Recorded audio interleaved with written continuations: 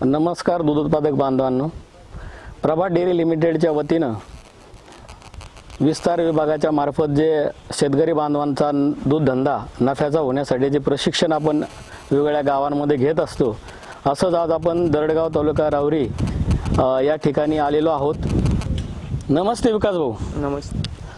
आज तुमच्या गोठ्यावरती आल्यानंतर असं दिसतंय की तुम्ही गोठ्याची व्यवस्था थोडीशी बदललेली आहे.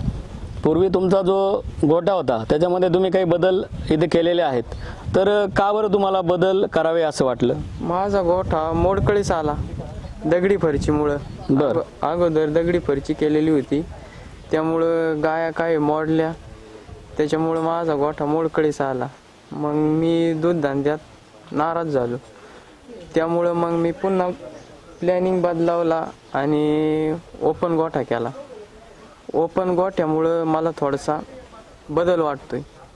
ओपन गोठा केल्यामुळं आपण यशस्वी होऊ बा. ओपन गोठ्यामुळं काही अगोदर काही मार्गदर्शन नव्हतं, काय नव्हतं, त्याच्यामुळं अडचणी आल्या.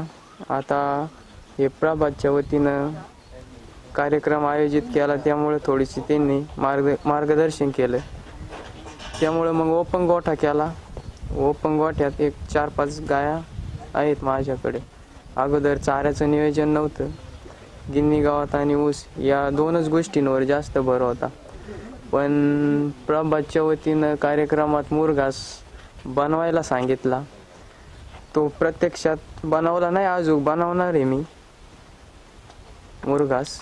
आता तुम्ही गिन्नी ग्रास आणि ऊस ज्यावेळेस जनावराला देण्याचा निर्णय घेतला, तर फक्त ऊस आणि गिन्नी ग्रासावरती जनावरांना ठेवणं शक्य आहे असं तुम्हाला कसं वाटलं? मग काय आयडिया नव्हती अगोदर गिन्नी गावात आणि ऊसाची. लावला काय कोणचं काय कोणी सांगितलं नाही, काही प्रशिक्षण नाही, काय नाही. माझ्या मनानेच या 2 गोष्टी केल्या.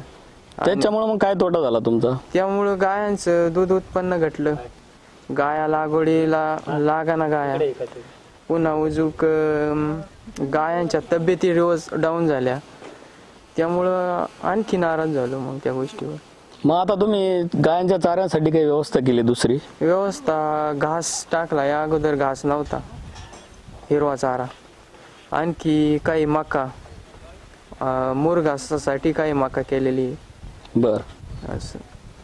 आणि आता हा जो व्यवसाय तरुणांसाठी तर हा फार महत्त्वाचा व्यवसाय. ग्रामीण भागामध्ये दूध धंद्याचा फार मोठा आधार या शेतकरी कुटुंबाला होत असतो. आणि असं जर तुमच्यासारख्या जर लोकांकडून काही चुका झाल्या तर परत त्या दुरुस्त करण्यासाठीचा जो काही खर्च आहे, मोठा खर्च, तर बँकांचे कर्ज घेणं, कर्जबाजारी होणं, याच्याशिवाय तर त्याच्यामध्ये मला काही वाटत नाही होईल. तर मग ह्या ग्रामीण भागातल्या लोकांनी, पोरांनी व्यवसाय सुरू करण्यापूर्वी काय काय काळजी घ्यायला पाहिजे असं तुम्ही त्यांना सल्ला देऊ शकता? प्रशिक्षण घ्यायला पाहिजे. अगोदर धंदा उपलब्ध करण्याच्या अगोदर प्रशिक्षण घ्यायला पाहिजे, मार्गदर्शन. आणि ओपन गोठा करायला पाहिजे बो. हे दगडी फरची हे ते असं बा बाकीचं नको आहे. सगळं नियोजन ओपन गोठ्याचं, चाऱ्याचं नियोजन अगोदर पाहिजे. अशा पद्धतीनं करायला पाहिजे. म्हणजे चाऱ्याचं नियोजन केल्याशिवाय आणि गोठ्याचं नियोजन झाल्याशिवाय कसल्याही परिस्थितीमध्ये मोठी इन्व्हेस्टमेंट करणं तसं धोक्याचं आहे असं तुम्हाला म्हणायचं? हो, धोक्याचं आहे. आणि सगळं नियोजन झाल्यानंतर जर का मार्गदर्शनाखाली प्रशिक्षण घेऊन जर तरुणांनी अशा पद्धतीचे व्यवसाय सुरू केले तर नक्कीच ते नफ्यामध्ये जाऊ शकतील असं तुम्हाला म्हणायचं? हो, नक्कीच नफ्यामध्ये जाऊ शकतील मार्गदर्शनाखाली. या अगोदर मला पण मार्गदर्शन नव्हतं. ह्या मार्गदर्शनाखाली मी ओपन गोठा केला. ओपन गोठ्याचा निश्चित फायदा आहे हे मला कळलं. त्यामुळं मग मला आणखीन प्रोत्साहन आहे बुवा का ओपन गोठा करायला पाहिजे.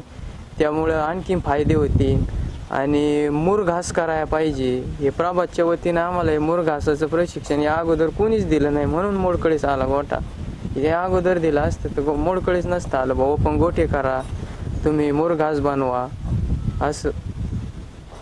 धन्यवाद, तुम्ही आज आमच्याशी बोललात. त्यामुळं आपल्या शेतकरी बांधवांना फार मोठ्या प्रमाणामध्ये माहिती मिळाली आणि चुकीच्या ज्या गोष्टी आहेत या व्यवसायामधल्या त्या त्यांच्याकडून होणार नाहीत याची नक्कीच आम्हाला खात्री वाटते. धन्यवाद.